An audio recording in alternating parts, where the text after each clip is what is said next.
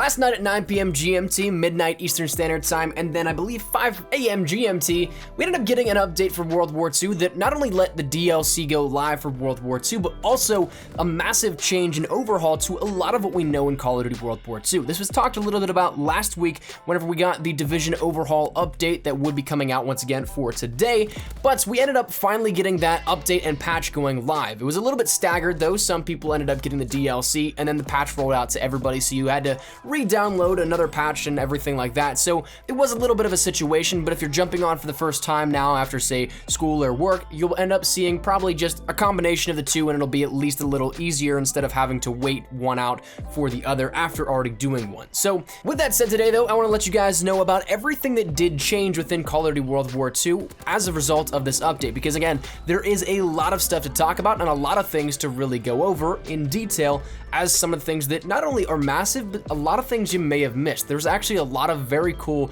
smaller things here thrown in the mix that you might not necessarily notice, and some stuff that I honestly haven't even heard other people talk about. So I'm excited to jump into it, and with that said, let's just talk a little bit about the update. So first thing, once again, the big thing is DLC 2 for PlayStation 4. But for those of you guys that are on Xbox One and PC, that DLC is not coming until another 30 days later. As well, the update itself for PC has actually been pushed back 1 week, so I have no idea why, but that's the unfortunate reality about the situation. And honestly, if I'm not mistaken, this is the longest we've seen a PC update been held off in a while, if at all, because it's usually just about a 1-day rollover, if I'm not mistaken once again. So that's something that PC gets it on the 17th, unfortunately, rather than the 10th as of today. But for PlayStation 4 and Xbox One, once again, that update should be rolling out, or have rolled out by this point in time as of the video going live. So make sure you guys jump on, download it if you guys have not done so already. But when you jump into World War II, you'll be prompted with a lot of different stuff, and I guess keeping in the main focus of DLC 2 in this topic at hand right now, there's actually the DLC playlist that were added in as well, with double XP on all of those. So you have the War Machine Mosh Pit, and then War Machine Hardcore, and then also you end up having Operation Husky 24/7. All three of those have that double XP for an unknown amount of time at the very moment, probably about a week to 2 weeks is my guess, but that's something that right now, those are the featured playlists. Nothing else was added in as well. Saw some chatter on Twitter saying that people saw Ground War, but I don't have any information on that. That might have just been a troll. So for those guys that may have seen something similar, those are the only things added in terms of the featured playlists that we have in World War II at the moment.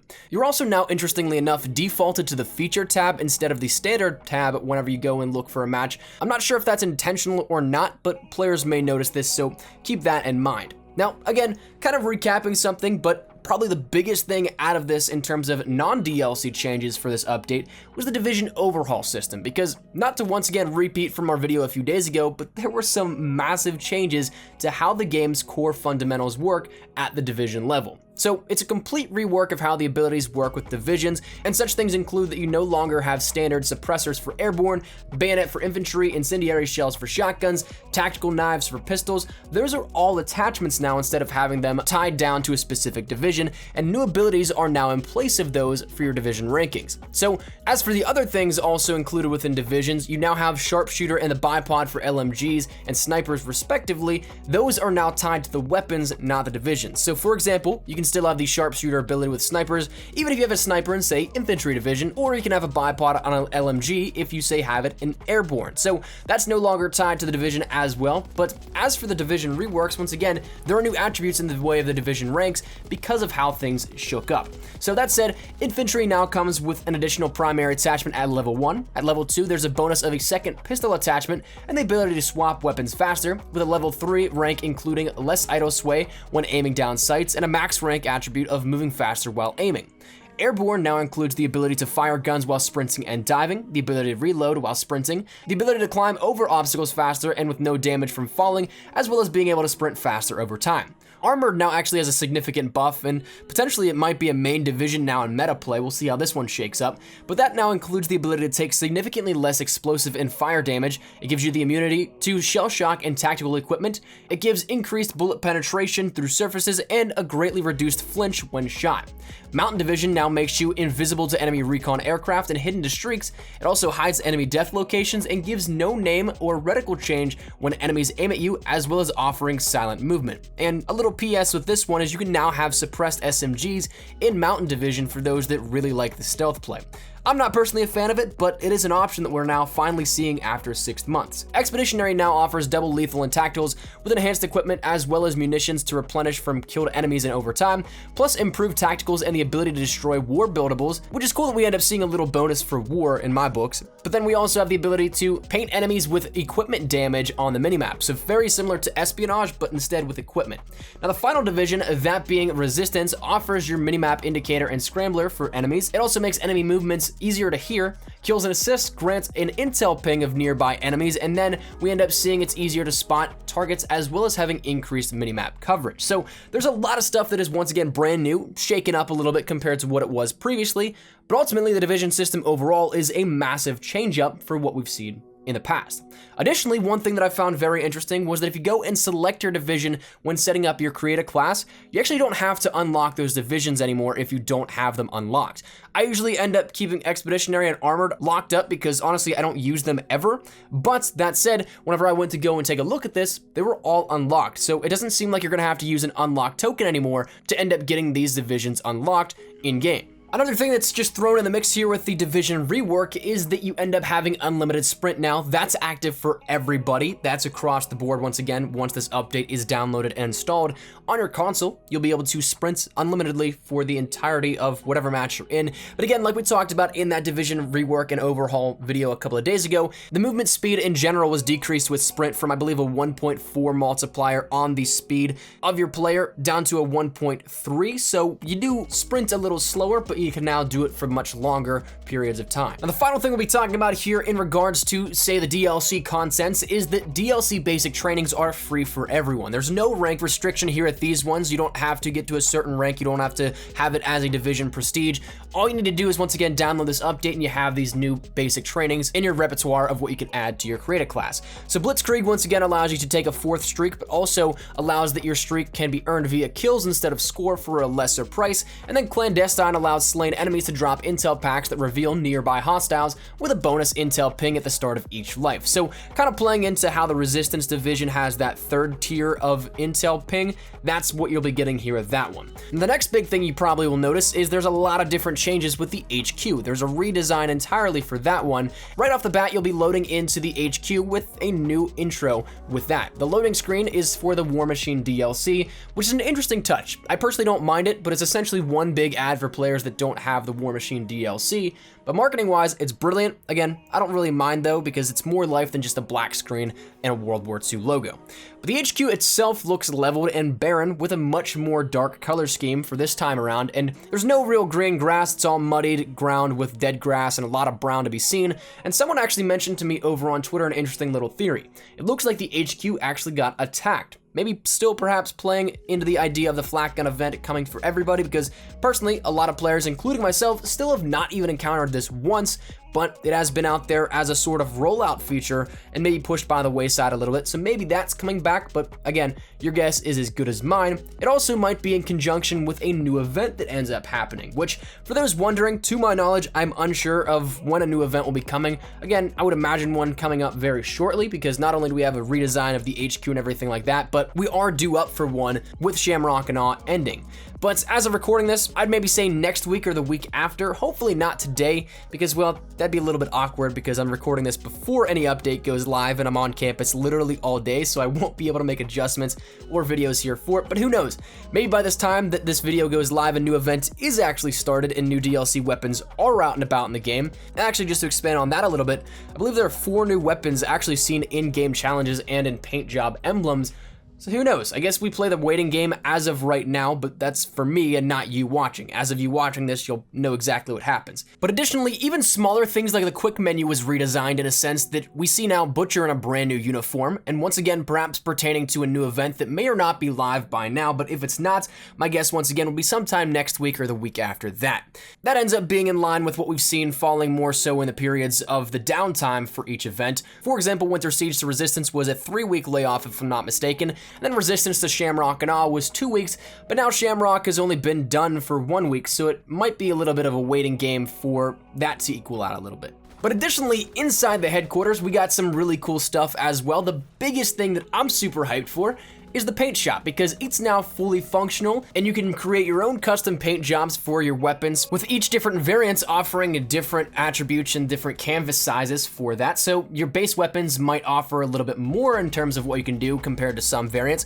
So bear that in mind, but it's still very cool. The only thing is that I would expect a little bit of ironing out for this in a sense, because it seems like the grip points on the grid for actually creating your camos on some weapons are a little bit different and not as functional because of their size. So say for the Kar98K, an example is where I had this issue. It's a larger weapon when you have to display the canvas of it, so you have to zoom out of the view of the weapon. So that said, if you try and design some stuff on the Kar98K, it might seem chunky in a sense compared to something up closer, like maybe the grease gun handle or the PPSH, but that's something in which you'll find your layers jumping around a little bit. I'd expect either a zoom feature to come to this or maybe a bit of reworking once again to the grip points on how the actual canvas allows you to scroll about with different layers. But again, it's an absolutely awesome feature regardless. I'm still having a ton of fun with it. As of right now, there is no downloading feature, but options of like, report, and rotate weapon view are available to view other paint jobs in the different community selections. So that said, you can take a look at some other cool camos and paint jobs, but right now you can't download them for yourselves. Outside of paint jobs, well, we ended up getting a little bit of an emblem gallery update as well, because we talked about this being updated, but we now finally have the recent and the trending tabs on the emblem gallery itself. So this now offers other ways to see different emblems throughout the community, which is absolutely awesome, I think. But as for what else, well, there's again a lot of really cool smaller stuff. So that said, let's start out with one that I noticed immediately, but unfortunately isn't necessarily up to date for where I'd like it to be. The prestige tokens got a little bit of a, not rework, but a reset. So for those of you guys that used your prestige token on the basic training primed, since it was completely removed from the game, we ended up getting a refund on that prestige token. So that said, if you used it at any point in time, you'll now have it back. But of course, some people it won't matter now because you're master prestige perhaps, but for those that are not, it should be refunded. Now the thing where I say it's not really up to where I was hoping is that I was hoping that we'd end up getting that prestige warning message added in as well, but that unfortunately is not. I tested it out on the M1928 and well, kind of used my prestige token. So I didn't get a warning for that, didn't get a little heads up that it would be used, but that's still a feature we can look forward to coming in the near future. Other things include order challenges. So this is something that really started out small and then I started to discover a little bit more. I was taking a look at the weekly order challenges from Major Howard, and we now see the rarity of each weapon listed with the variant reward. It's no longer just the name and the icon. So that to me perhaps leads to the fact that we might be getting heroic variants for a few weapons in the future if that distinguishing factor needs to be established, that it needs to be an epic variant that we see here as denoted as such. But that said, we also end up seeing things like the brand new Totalize 2 1911 variants or the brand new M1928 Wayfinder 2 variant, both of which say that they can be found in Orders, Division, Prestige, and Social Rank, and we know that these aren't available as Division rewards or Social Rank rewards, so that only leaves one option, New Orders. So potentially we end up seeing that. But talking a little bit about new variants, again, there's a few that were added in that were not there before, such as that Wayfinder 2 and that Totalize 2, but then also variants like the Commander Kar98K variant. Correct me if I'm wrong on that one, I just don't recall seeing that one at all before. We also end up seeing the Lewis Chatterbox 2, the Trench Runner 2 for the Combat Shotgun, and a few others. So we'll likely be seeing some new or potentially more special orders or contracts added in as well. In terms of loot content, supply drops now give you an updated total of collections. So say if there's 6 items in a collection, it'll now tell you if you have, say, 4, 5, all 6, whatever it may be of that specific collection, letting you know right there on the supply drop card. Additionally, we end up seeing things like new challenges added in, such things being for a V2 rocket finally, but at the very moment, I don't think that it gives you a calling card or anything, but I could be wrong on that one.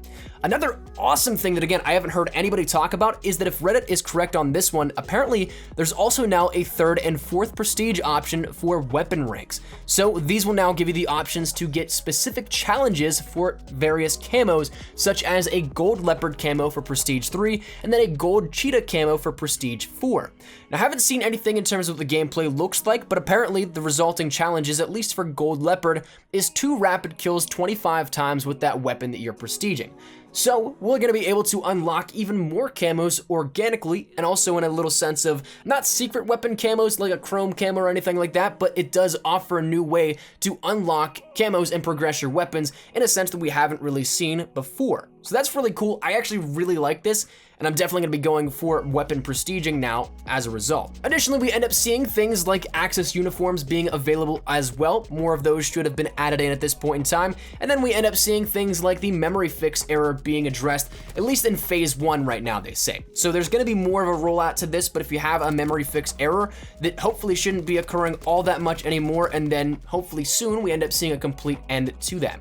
Now the final thing I wanna talk about is once again some things you guys might not necessarily care about, but just to cover all the bases, zombies contracts are now available as well. That was promised with DLC 2, and here they are for everybody, so it's gonna be cool to see how that progresses as well. But that said, we're gonna finish this up here. I think we're gonna wrap it up with this one, and I know we talked about a lot, so I do apologize that this took a little bit longer than normal videos, but I want to cover a lot of the bases here and a lot of the stuff that not many people will have touched on as well. So that said, I'd love to get your thoughts and feedback down there in the comment section down below. What was your favorite change here out of all of this? Is there something in particular that really stands out and you really love, or is there something that you were hoping was added in or changed but was not? Anything that may be, let me know your thoughts down there in the comment section down below. But that said, hopefully you guys enjoyed the video. If you guys did, make sure you drop a like down below. If you guys are new to the channel, make sure you guys subscribe so you don't miss a single thing regarding Call of Duty World War II. Best class setups, tips, tricks, updates like this, news, information, all that good stuff. We got you covered here up on the channel. So if any of it interests you,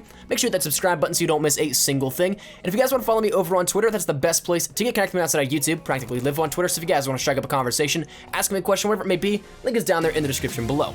As well, if you guys want to follow me over on Instagram, trying to get more active over there as well. So if you guys want to toss a follow, feel free to. That link is also in the description. But all that said and out of the way, if you guys have a fantastic day, thank you all so much for watching. Mine has been Espresso. I will see you guys later. Take care and peace.